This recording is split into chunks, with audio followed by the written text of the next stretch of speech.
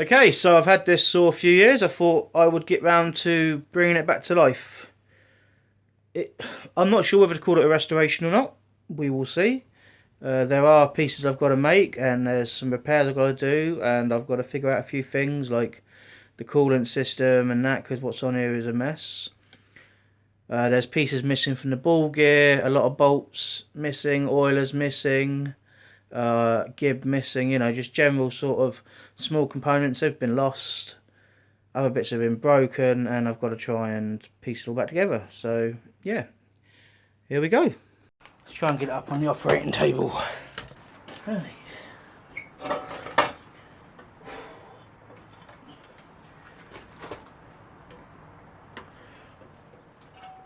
Oh, earlier. Fucking hell. Okay.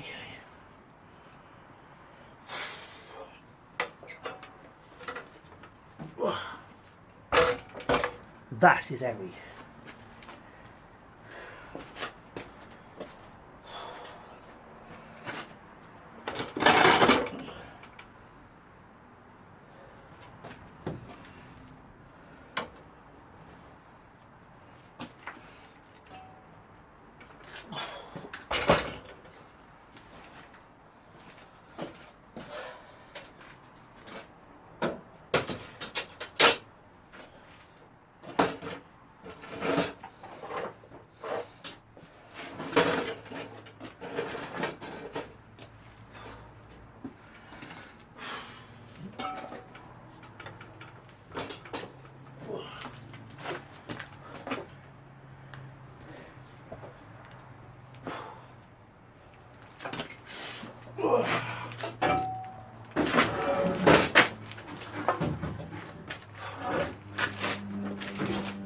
Fuck off! I just stuck on it.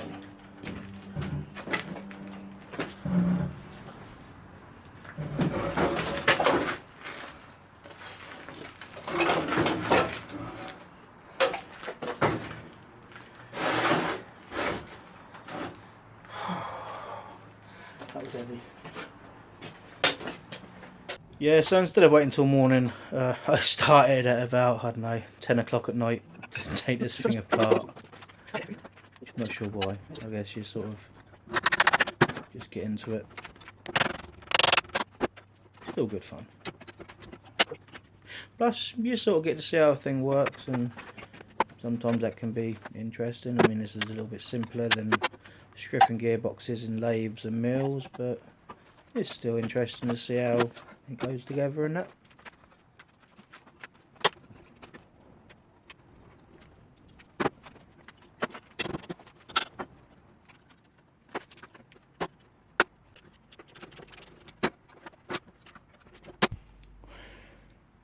That is some bodged together coolant idea, that is. We'll do better than that.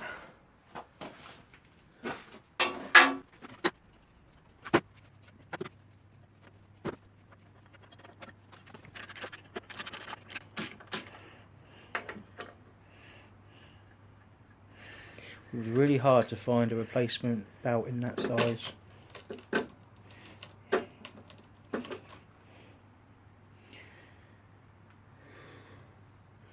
Someone tells me that does not belong on this.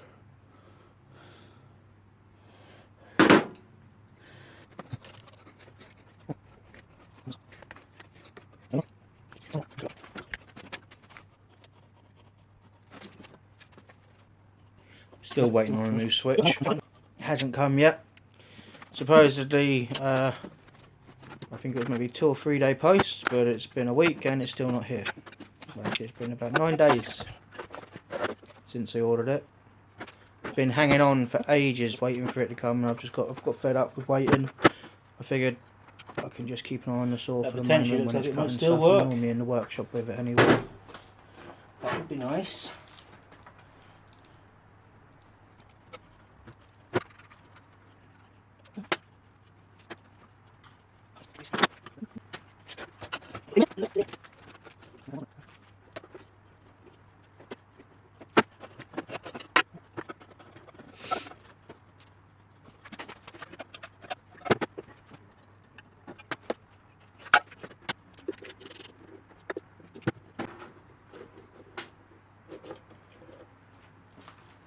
Oh, that's grim. Good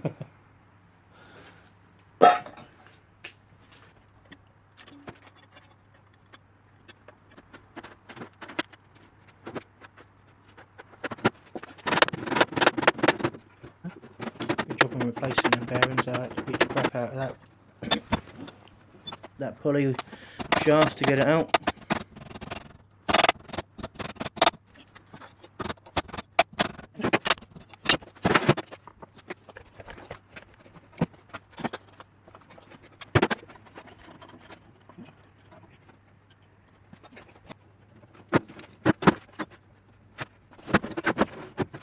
Still can't believe there was no give in there.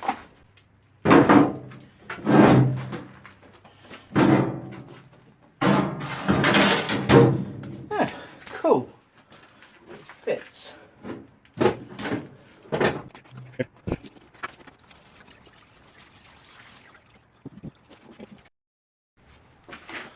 Right, so that's that. It's all down to component parts. Absolutely everything that can be undone is undone. Going to leave it in this overnight to soak. It's a solvent-y type degreaser because it's minging. Soften it all up, and then it'll be time to put it back together. Replace or repair anything that's worn, broken, and try and come up with some better ways of doing the. So here's all the main components. A few, like, you know, dotted around on the gate. The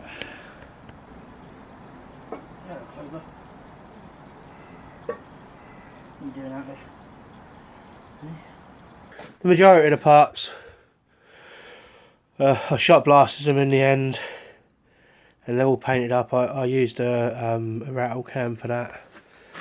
The body is out there, and I'm just taking the ball gear apart. I'm not going to paint the ball gear. I mean, what idiot paints the ball gear?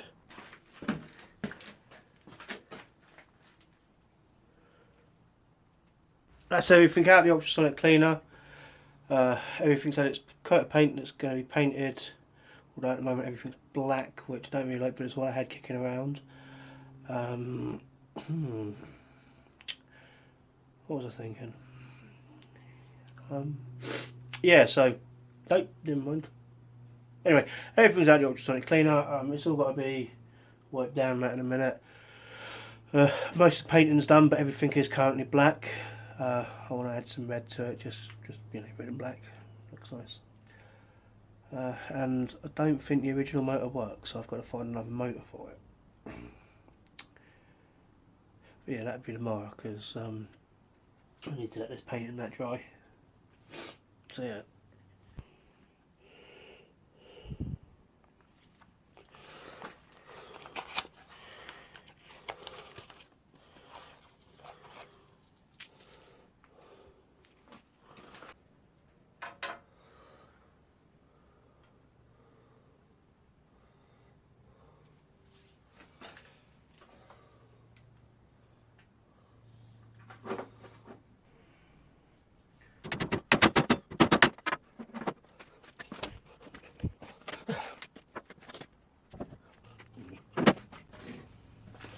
When in doubt, get a bigger hammer out.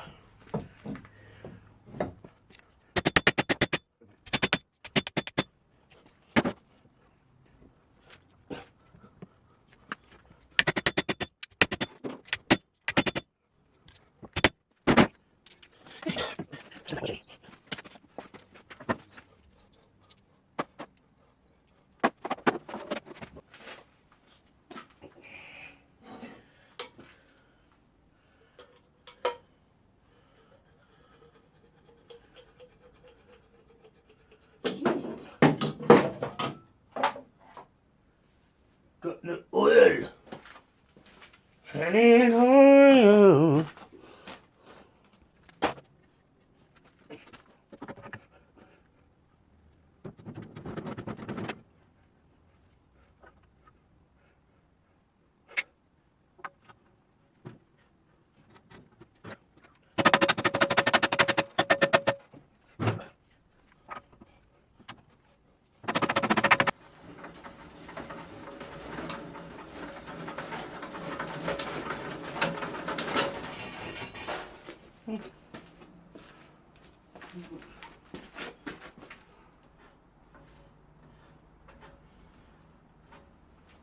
bearings seem okay.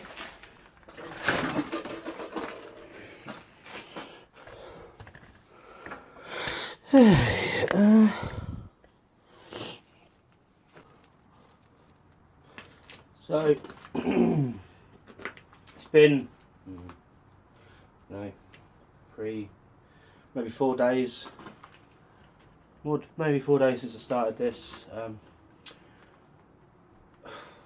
I've got one single phase motor, which is it's a massive, great big 3 horsepower. Which I don't want to go putting on a little tiny donkey saw. So I'm going to strip the original down and just see if there's anything obvious. I mean, to be fair, with the amount of crud that I've cleaned off of this so far, well, that could be a reason why it wouldn't run possibly. Look, this thing's got, well, 1981 I think it said on the saw's plate. Whether this is the original motor, I imagine it is. But yeah, it's absolutely disgusting. And the whole saw was minging. But we'll get to that in a bit. So yeah, I'm just cleaning this up with the intention of stripping it down. I don't know, check the windings and that. Just get an idea. Bring you back if I find something. If not, I don't know what I'm going to do. First place checkers in there. Does have a screwdriver here? Where let it go? Why do I never remember I put anything?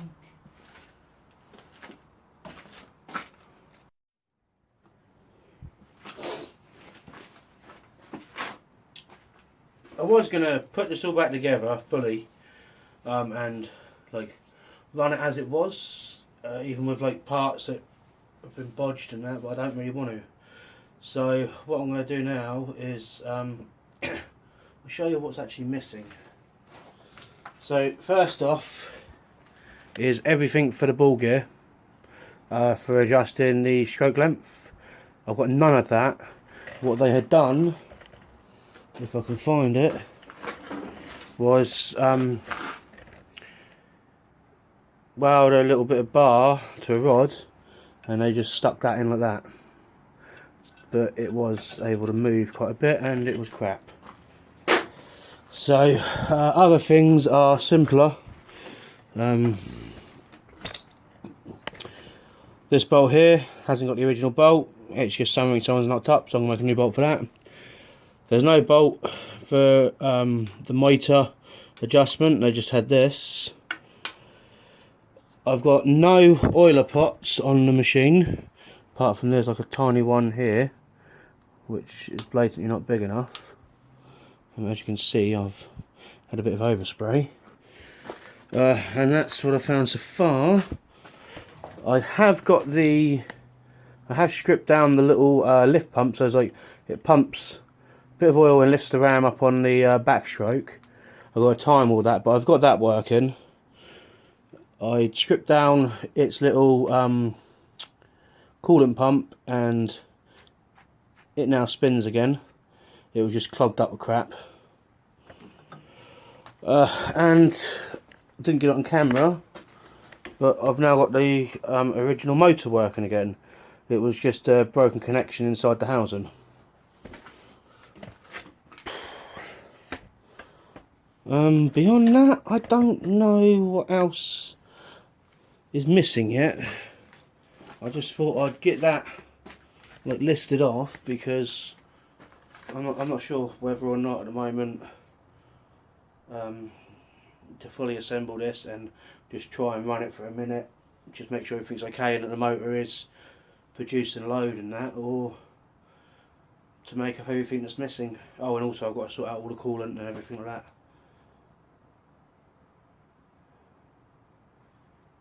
So yeah, that's where I'm at. Oh, and I made new sorry, I installed all new bearings as well so far.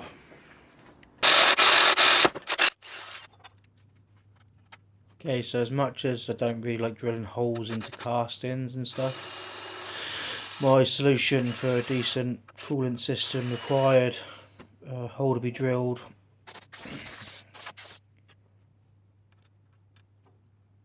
This was a case of looking through my plumbing fittings and arranging it so as everything fitted together. And as for fitting this small little plastic component, I just heated up the threads to sort of mount it on and then create its own threads. But the coolant pump works.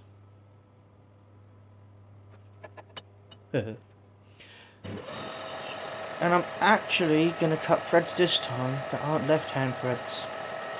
Thank you TCME for that, James. I had to watch that footage back a couple of times, and yep, it was left-hand cut. How I managed to thread it on right-handed, I do not know. But hey, miracles never cease, I guess.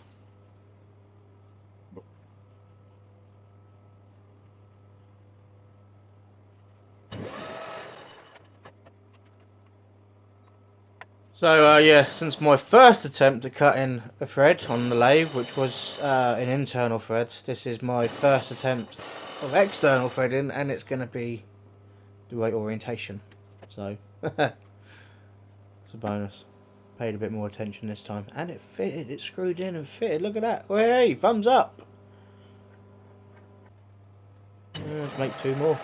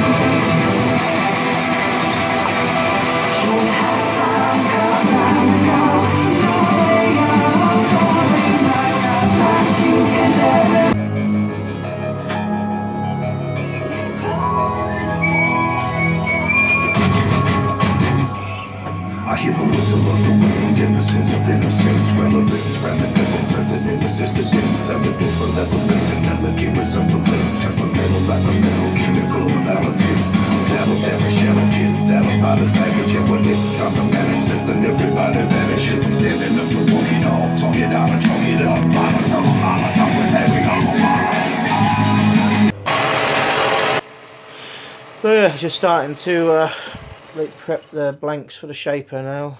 I've got to make those washers up and locking mechanism for the ball gear crank sort of thing.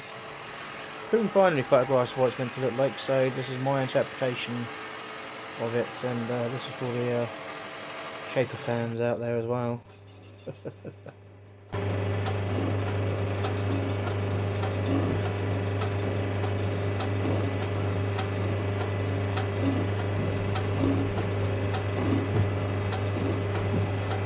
As always, I know this could be done faster on my mill, but I'm enjoying playing with the shaper, and I'm experimenting a little bit with like tool grinding and that for it. It is just a bit of fun. I mean, granted, I did learn my lesson about not having my voice orientated the right way, and I was just being lazy. The voice was trammed in. I didn't want to swivel the voice round and have to retram it in, but in the end I did. So yeah, I'm just enjoying the Shaper right now. It's a lovely machine. It's peaceful actually. It's not only like hypnotic. It's really peaceful to just sit there with it and.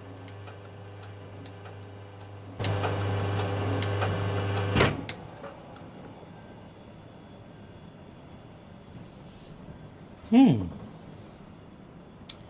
wonder what that was. But yeah, it's a fucking storm.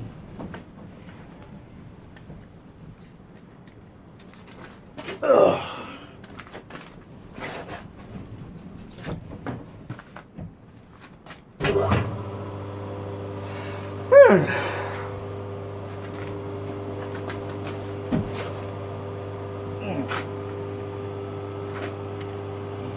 Bit annoying that.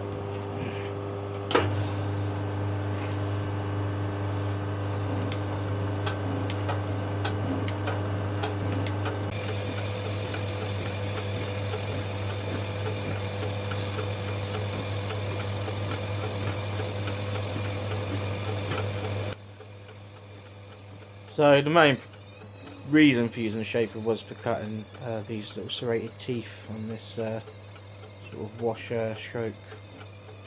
I don't know what you'd call it, to be honest. It's a washer. We're just going to call it a serrated washer. Yeah, so this was my primary reason for using the Shaper. I didn't have any sort of idea on the size of the serrations, so I used some epoxy sort of putty resiny stuff, like a filler, and I took I guess you'd call it a negative impression from the ball gears like rack, like toothed rack, and then I took a positive impression. So the negative impression allowed me to use it a bit like a thread gauge, and then by taking another impression of the negative impression, so technically I think it would be a positive impression, I could then get a decent tool grind to create the right sort of shape on the high speed steel cutter in order to leave the teeth at the sort of shape and size that they were needed, if that makes sense. Makes sense to me.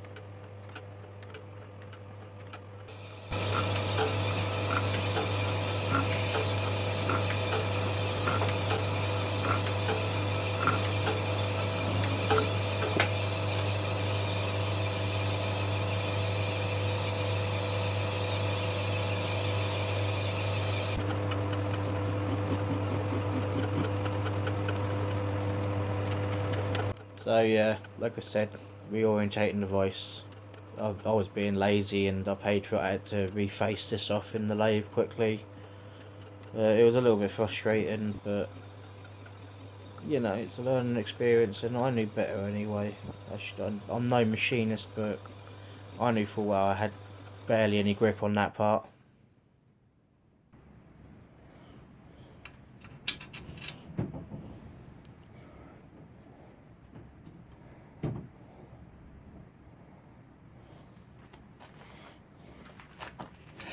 This might be overkill, I suppose.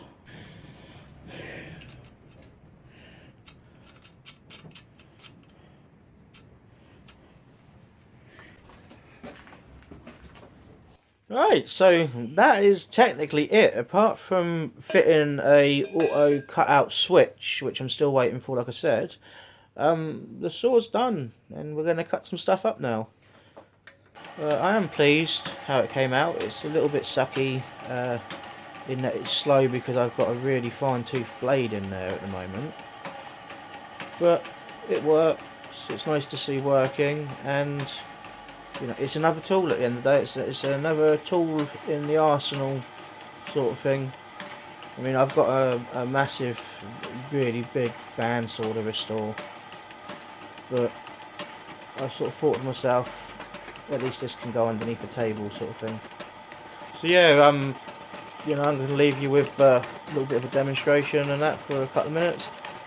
And thank you for watching, guys. If you've enjoyed this and you've made it this far, then I imagine you've found something useful or entertaining. Thank you very much, and you know, please like and subscribe. I can't believe how much my channel's grown since it was just before Christmas, so it's like 2 months. Thank you, and enjoy the outro sort of thing.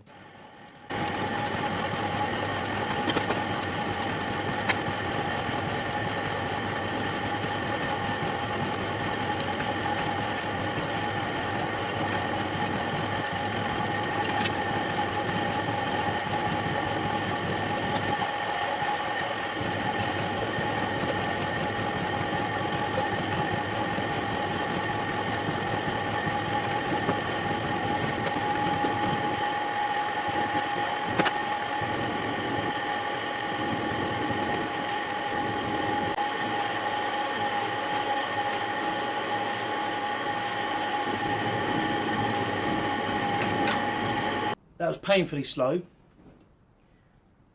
but this is, from memory, 32 teeth per inch blade, so it's far too fine to really cut a great deal. I'm going to have to get some coarser blades, and a selection of blades for that matter. Everything works, which is a bonus. It cuts nicely.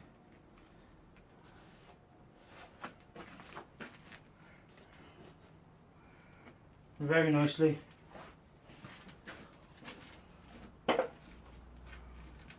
And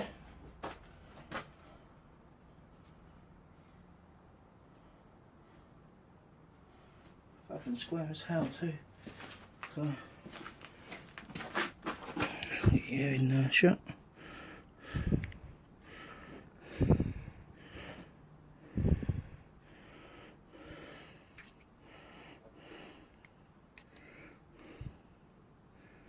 Ooh. That's pretty good. And that's over 4 inches of stock.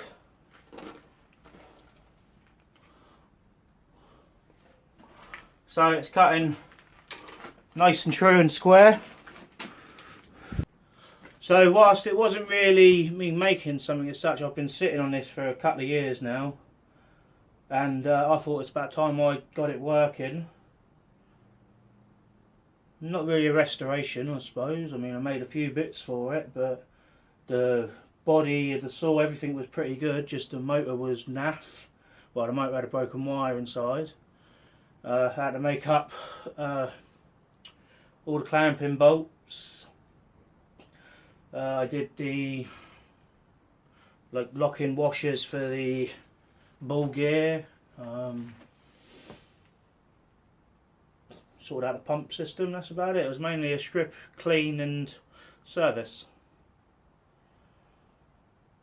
And I think the red definitely was a good idea, because just black, as much as I love metal, you know, it needs a bit of red.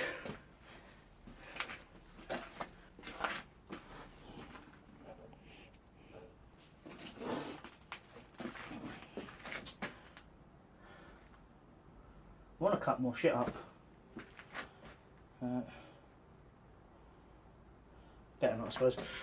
Right, thanks for watching, everyone. If you enjoyed this, please like and subscribe, you know. Try and grow the channel and see what's going on. I mean, I've got 120 odd subscribers now, which I think is amazing. There's that many people in the world wanting to watch my crap. So yeah, thank you very much and take care.